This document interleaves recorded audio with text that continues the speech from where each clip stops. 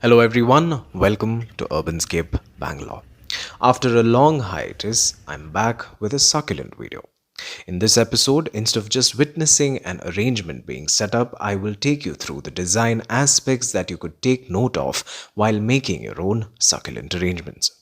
Now, I'd like to break these arrangements into two major genres, one being the stuff this sucks genre and the other being the let the sucks breathe genre, and you can adopt either of these depending on your own preference. So, before going into the design aspect, let's look at what you may need for a succulent arrangement. Container. So, succulents can be grown in many different containers such as terracotta, ceramic, metal, etc. But terracotta is the ideal choice since the water won't be retained in such containers as much as it would in ceramic and metal containers. And we all know how excess water can be bad for your succulents. There are other fancy ways of showcasing your succulents like this driftwood arrangement. Potting mix. You can use any well-draining potting mix, but what I use is simply equal parts of sand and compost. Succulents. You can find succulents of all shapes, colors, sizes, and more. And you may use any succulent depending on your personal liking. And the best part about succulents is that you can just use leaf cuttings in your arrangement and they will grow and fill up the space in no time. Hardscapes. Now this is optional. If you want a more rustic look, you could add hardscape elements like pebbles, fine sand of various colors, rocks, wood, etc. Now, let's first look at the let the sucks breathe concept where you simply don't stuff the succulents but give it ample space in between by adding sand, mulching, pebbles or just giving the succulents time to grow and fill up the space on their own. So for this, I've taken a bigger terracotta uruli and I've made a hole at the bottom. Drainage is super important and you can watch the video above if you want to know how to make holes in terracotta without a drilling machine. Now close the drainage hole with a broken crock. The concave part will cover the hole, thereby allowing the water to flow out but will retain the potting mix. The potting mix, as mentioned earlier, will be added after mixing it really well. Mixing the potting soil thoroughly will help keep the moisture level in the container even throughout. Now I've added the plants and will towards the end give you the design tips. For now, just see the before and after videos.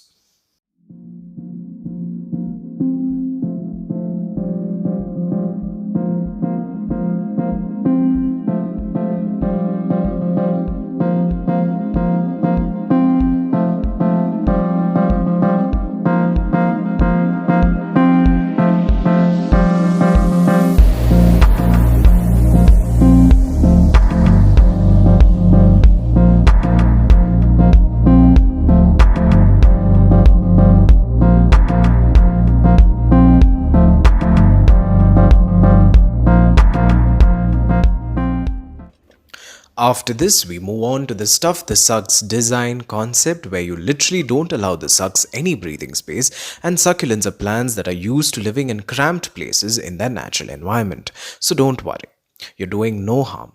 In fact, they do much better when grown like this. But yes, after a while they become all messed up and leaky, a topic we will discuss some other time. So here I am using this small ceramic container. You can change the size depending on the number of succulents you have. See, we may not be able to go to Goa, but Goa can certainly come to us. Now cover the hole with this broken crock as is my custom and add the potting mix. Now in the other container, it was a more sunken or a more level look, but for this I decided to make a mound. The succulents grow so quickly that their roots anchor the potting mix really well and will prevent soil erosion, especially in such stuffed arrangements, so don't worry.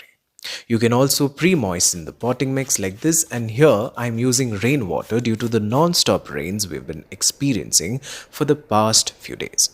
This pre-moistening can be done if you don't want to hose down your succulents after the arrangement is done. With this, you will only see the before shot. Maybe I will add the after shot in another episode, or you can always visit my Instagram page.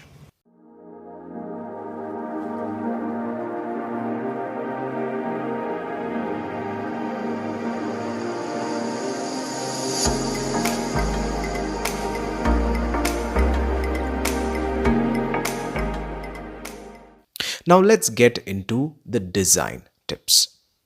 Number 1, focal point. In gardening or any design for that matter, you need a focal point. It's just like our whole planetary system revolves around a focal point, the sun. So the focal point can mean different things to different people. It could be the height, color, shape, or anything that you feel makes that particular plant stand out. For example, in the first arrangement, I've chosen the paddle leaf plant for its unique lotusy structure and its height. And in the second arrangement, I've used the Pearl von Nürnberg echeveria that is known for its purple color that gets more distinct when exposed to brighter sunlight. Tip number 2, focal plant placement. Now you can place the focal plant in the center if you are planning to place the arrangement probably in the center of a table, where you get a glimpse of the whole arrangement. But if you want to place it like this with one side facing the wall, you could place the focal plant at the back. Tip number 3, the embellishers. So these are plants that prop up the focal plant. So ensure that their size is smaller compared to the focal plant, and that they are of a different color and are more distinct. So succulent plantlings can be an ideal choice here. Tip number 4, the filler. Now this can be a plant that could fill up the exposed earth. So in my case, I love using the sedums, and you can see how they embrace the focal plant and the embellishers in the container. The lemon coral sedum can make the most tired succulent look good with its radiant chartreuse. Hardscapes also come into play here as fillers. Tip number 5, the trail spins. Here you can add plants that trail like the string of tears or pearls, Plectranthus prostratus, etc. You could do this if you are showcasing your arrangement on a shelf or on any perched up location. If your arrangement is kissing the ground, then you can avoid adding such trail spins if you want, because the trails won't be visible from the top. The concept of 3. It's always better to incorporate odd numbers in your design. In the concept of 3, you may use plants of the same kind like I'm doing here. Now, since I had just 2 of these aloe juvenas, you can see how odd this looks. No pun intended. The concept of 3 again revolves around the theory of centrality, thereby giving a sense of balance to your whole design. Tip number 7, grouping. Now, grouping is a concept of bringing together similar plants, and in my case, I have these aloe coral fires that look so good when put together. So if you start with a group of 10 aloes, for example, you can add other contrasting plants in lesser numbers like I have done here, and then keep grouping other similar plants till you run out of succulents. Tip number 8, workability. Now the plant arrangement must work for you, and you must make these arrangements in such a way that it works for the plant too. So avoid using plants that need more water, for example ferns, in succulent arrangements. Now this is purely choice, and no one but you is a better judge of this aspect. And last but not the least is just go crazy. If you want a more synchronous way of doing things, follow the above concepts, otherwise just have fun. Do your own thing, and trust me, your plants are beautiful souls and they will reward you nonetheless.